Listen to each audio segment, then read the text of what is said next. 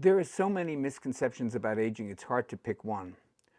But I'm a big fan of the work of Ellen Langner at Harvard. She's a psychologist who's done some remarkable studies on how our mind influences how we age. One of which I'll tell you very briefly is she took some very ancient people who were pretty impaired in terms of their strength, their mobility, and believed about themselves that they pretty much were needed assistance to do everything. And she took them on this brilliantly designed study. She actually took them to a cabin and set everything up as if it were 1950. There were no newspapers, nothing that related to the present. The music was the 1950s. The discussion were things that were going on in the 1950s. So she actually took them back to a place in which they, to a decade in which they were very much more able. Within a week, not only did their blood lipids improve, their posture improved, their strength improved, their tests of memory improved, they actually had a different self-concept about their chronological age, and they behaved differently.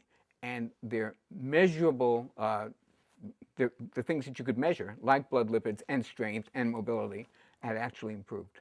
So our ideas about aging are very, very important, and they have profound effects on the cellular energy, and just the way we everything about us is influenced by the way we think about what's going to happen in aging. So if you think of aging as something that's inevitable and you're going to slow down and you're not going to be able to do what you used to do, believe me, that's going to happen. Now, does that mean that nothing ever slows down or makes a difference? I don't run as fast as I used to, but I also play singles tennis every day and do a lot of the things that people my age are not supposed to be able to do.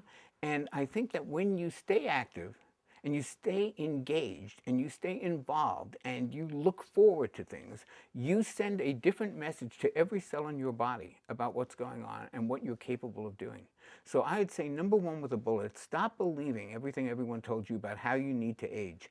In the studies on the blue zones, they found people who were 94 years old who were out at 4:30 in the morning milking cows, and they had all their faculties. So, the black swan theory is if there's one black swan, it means that not all swans have to be white.